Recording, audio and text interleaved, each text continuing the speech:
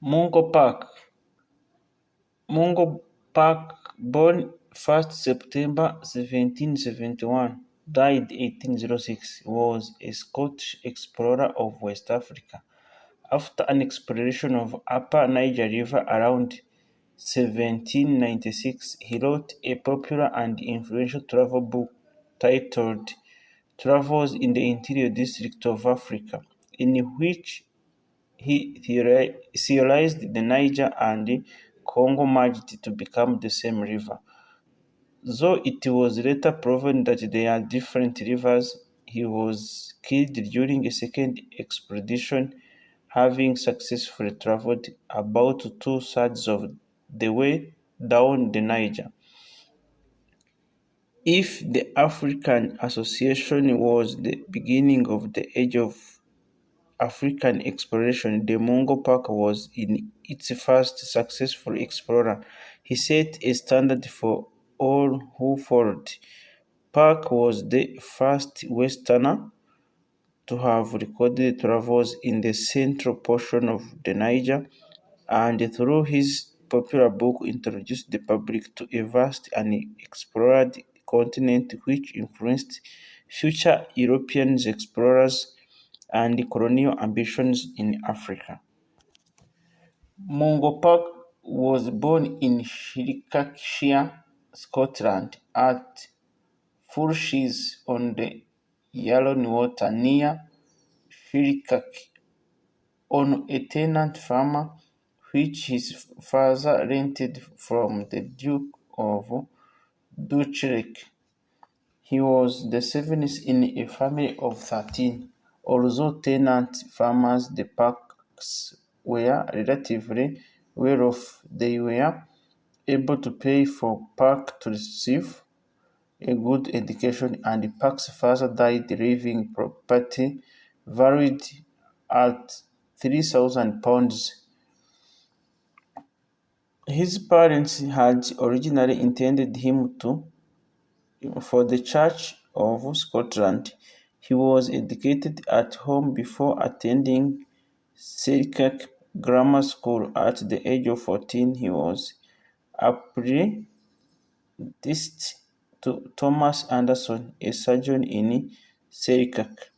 During his apprenticeship, Park became friends with Anderson's son Alexander and was introduced to Anderson's daughter Alison, who would later become his wife.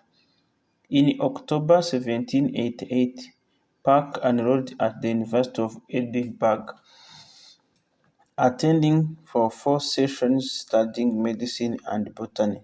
Notably, during his time at university, he spent a year in natural history course taught by Professor John Walker. After completing his study, he spent a summer in Scottish Highlands engaging in botanical field work with his brother-in-law James Dixon, a gardener and seed merchant in Covent Garden. In 1788, Dixon, along with Sir James Edward Smith and 6 other fellows, founded the Linnean Society of London. In 1792, Park completed his medical studies at University of Edinburgh. Through a recommendation of Joseph Banks, he obtained the post of assistant surgeon on board the East Indian Company's ship Worcester. In February 1793, the Worcester sailed to Bencoolen in Sumatra. Before departing, Park wrote to his friend Alexander Anderson in terms that reflect his Calvinist upbringing. My hope is now approaching to a certainty. If I be deceived, may God alone put me right, for I would rather die in the delusion than wake to all the joys of earth. May the Holy Spirit dwell in my heart, my dear friend, and if I ever see my native land again, may I Rather see the green sword on you grieve than see you anything but a Christian. On his return in 1794, Park gave a lecture to the Linnean Society describing 8 new Sumatran fish. The paper was not published until 3 years later. He also presented the banks with various rare Sumatran plants.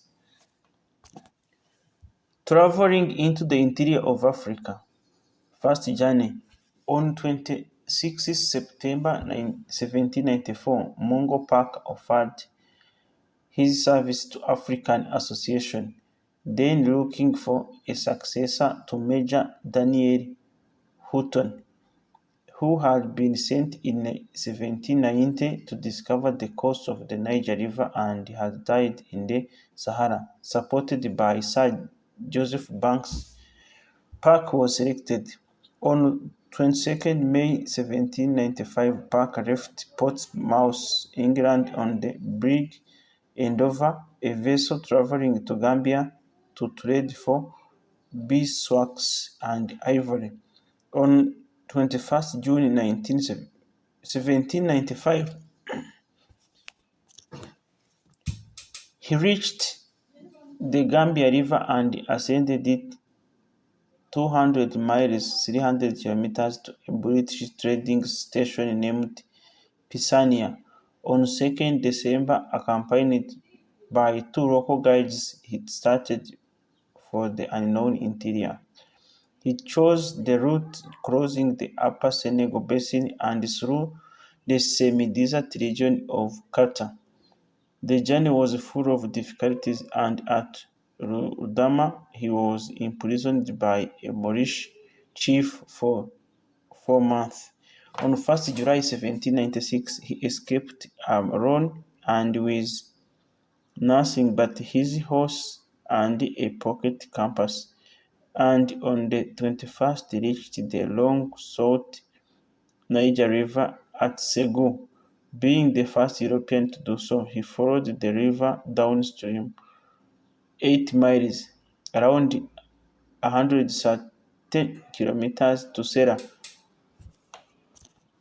where he was obliged to turn back, lacking the resources to go further. On his return journey began on 29th July, he took a route more to the south than the originally followed, keeping close to the Niger River as far as Bamako, thus tracing its course for some 300 miles (around 500 kilometers). At Kimaria, he fell ill and owed his life to the kindness of a man in whose house he lived for 7 months. Eventually, he reached Pisania again on 10th June 1797. Returning to Scotland by way of Antigua on 22nd December, he had been thought dead. On his return home with news of his exploration of Niger River evoked great public enthusiasm. An account of his journey was drawn up for the African Association by Brian Edwards, and his own detailed narrative appeared in 1799, Travels in the Interior of Africa.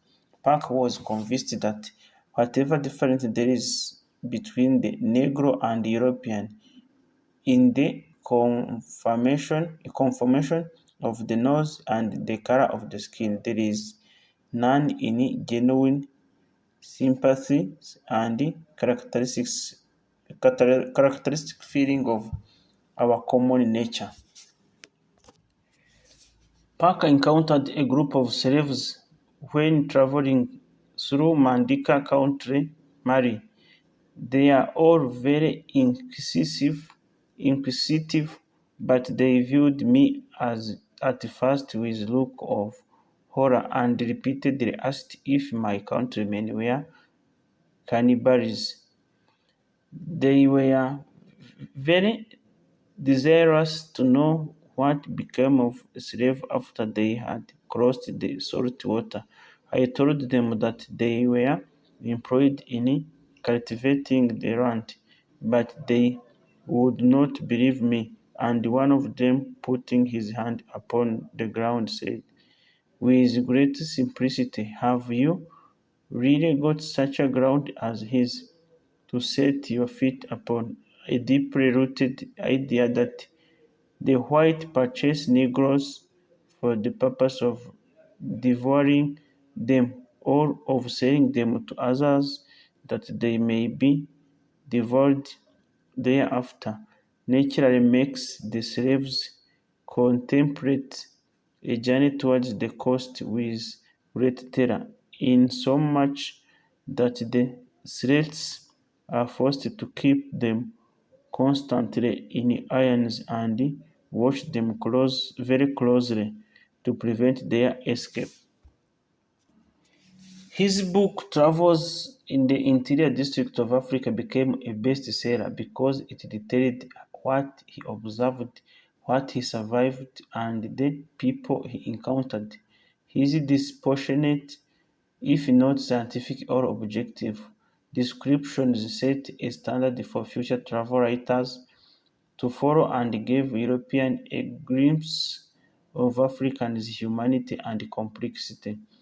Park introduced them to a vast continent unexplored by Europeans. In the African Association was the beginning of the age of African exploration. Then Mungo Park was its first successful explorer. He set a standard for all who followed. After his death, European public and political interest in Africa began to increase. Perhaps the most lasting effect of Park's travels, though, was the influence of European colonial ambition during the 19th century. Between journeys, settling at Furches in August 1799, Park married Alison, daughter of his apprenticeship master, Thomas Anderson. A project to go to New South Wales in some official capacity came to nothing, and in October 1801, Park moved to Peebles, where he practiced as a physician. The second journey. In the autumn of 1803, Mungo Park was invited by the government to lead another expedition to the Niger. Park, who chafed at the hardness and monotony of life at Bibos, accepted the offer, but the expedition was delayed. Part of the waiting time was occupied perfecting his Arabic. His teacher, Sid Ombak Bubi, was a native of Mogado, now a Saurira in Morocco, whose behavior both amused and alarmed the people of Peebles. In May 1804, Park went back to Fusheries, where he made the acquaintance of Walter Scott, then living nearby at Ashiesterre, and with whom he soon became friendly. In September, Park was summoned to London to live on the new expedition. He left Scott with the hopeful proverb on his lips. Omens follow those that look to them.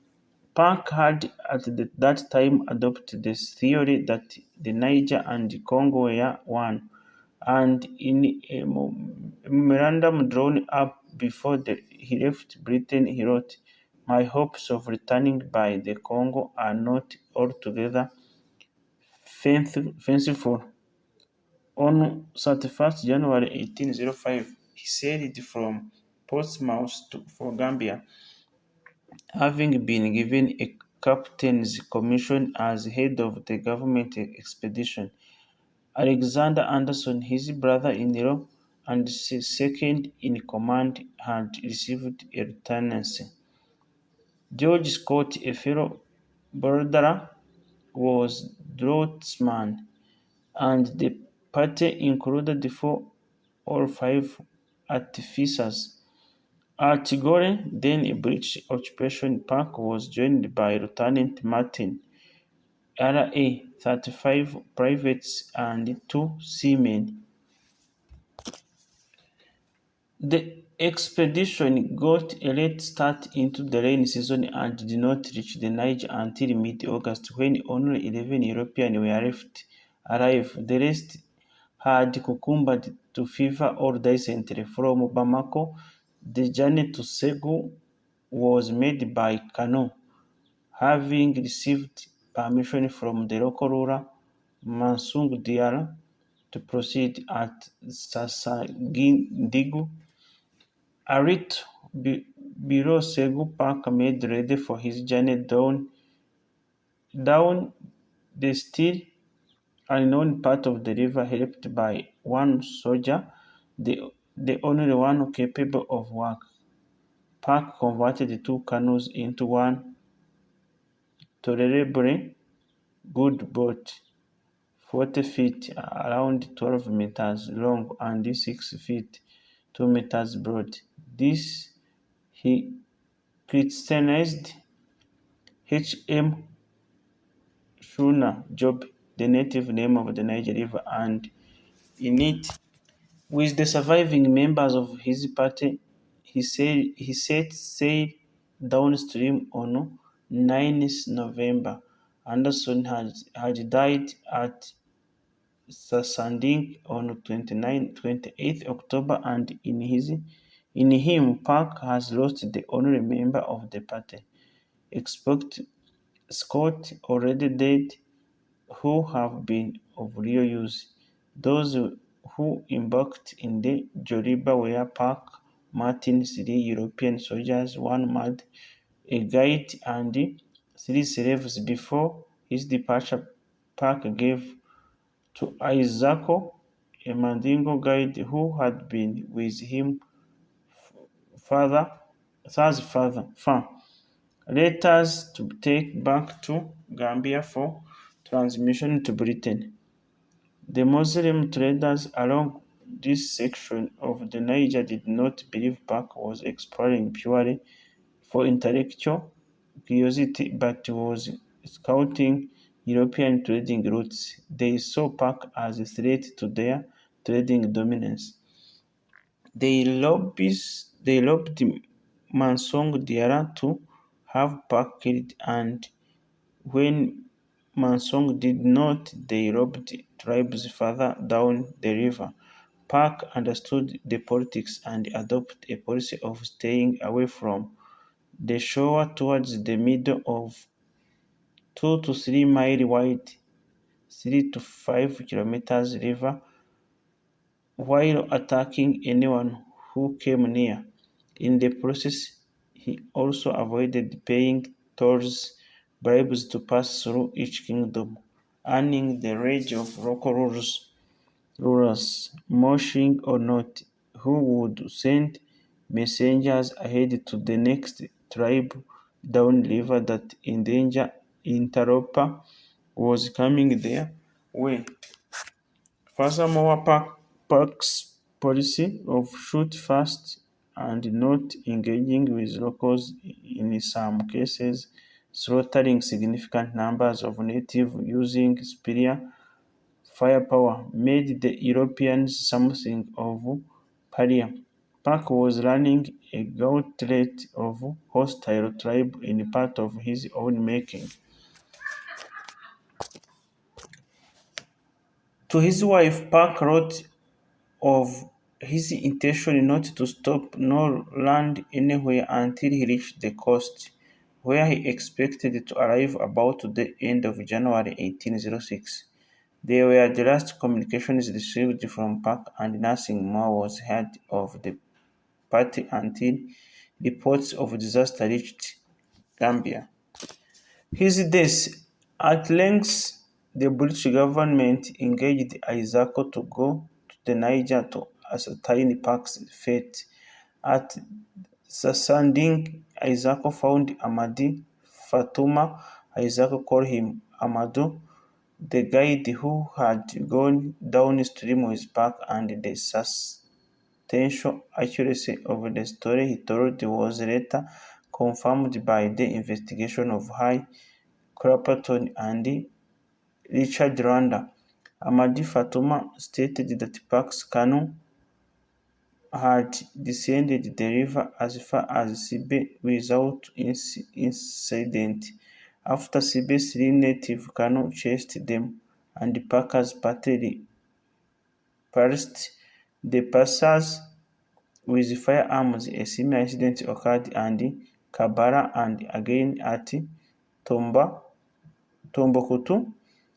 At Goromo, seven canoe chased them. One of the party died of sickness, leaving four white men, myself, Amadi, and three slaves. Each person, including the slave, had 15 muskets apiece, were loaded and always ready for action. After passing the residence of the king of Joroyi, Jigi, 60 canoes came after them, which they relapsed after killing many natives. Further along them, they encountered an army of the poor nation and kept to the opposite bank to avoid an action. After a close encounter with a hippopotamus, they continued past Kafo. Three canoes purchased to an island where Isako was taken prisoner.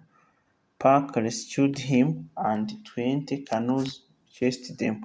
This time they merely asked Amadi for trinkets which Parker supplied. At Gomun they traded for provisions and were warned of an ambush ahead. They passed the army being all Muras and entered Mausa.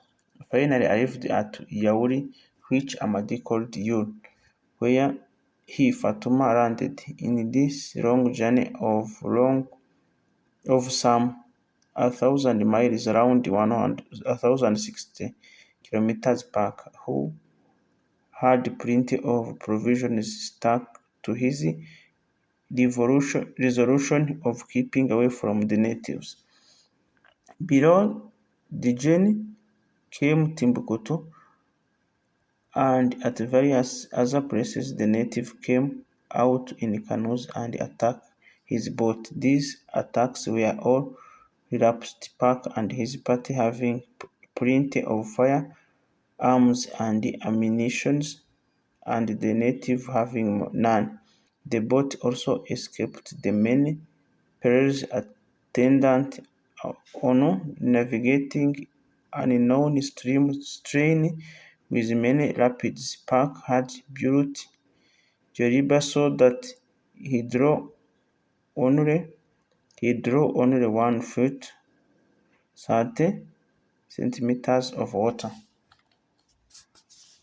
At Hausal, Amadi traded with the local chiefs. Amadi reports that Park gave him 5 silver rings, some powder and flints to give as a gift to the chief of the village. Following day, Amadi visited the king, where Amadi was accused of not having given the chief a present. Amadi was put in irons. King then sent an army to Busa, where there is a nature narrowing of the river commanded by high rock, but at the Busa rapids not far below Yuri, the boat became stuck on a rock and remained fast.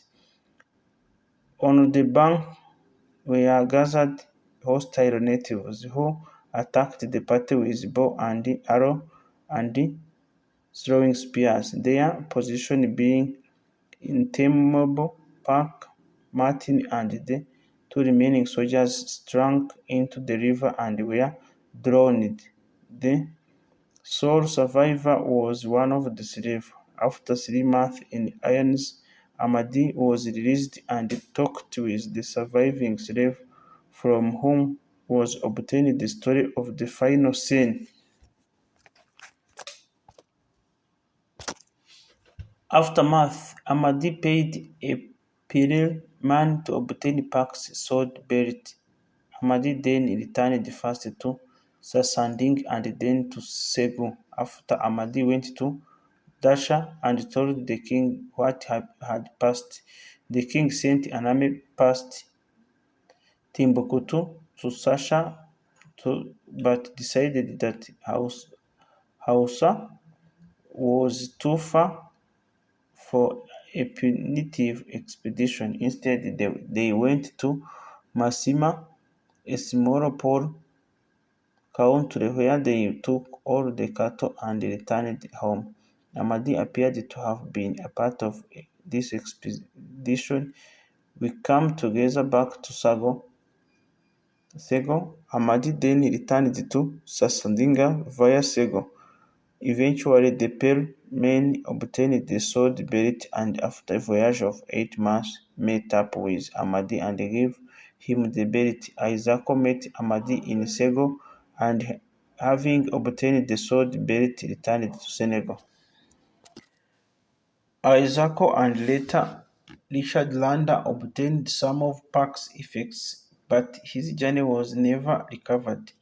In 1827, his second son Thomas landed on the Guinea coast, intended to make his way to Busa, where he thought his father might be detained a prison. But after penetrating a little distance inland, he died of fever. Park's widow Alison received a previous agreed upon £4,000 settlement from the African Association as a result of the death of Mungo Park. She died in 1840. Mungo Park's remains are believed to have been buried along the banks of the river Niger in Beja, Nigeria. With Park's death, the mysteries of the Niger remained unsolved. Park's theory that the Niger and the Congo were the same river became the general opinion in the years after his death. However, even while Park was alive, an amateur German geographer named Richard proposed the Niger Delta was the mouth of the river.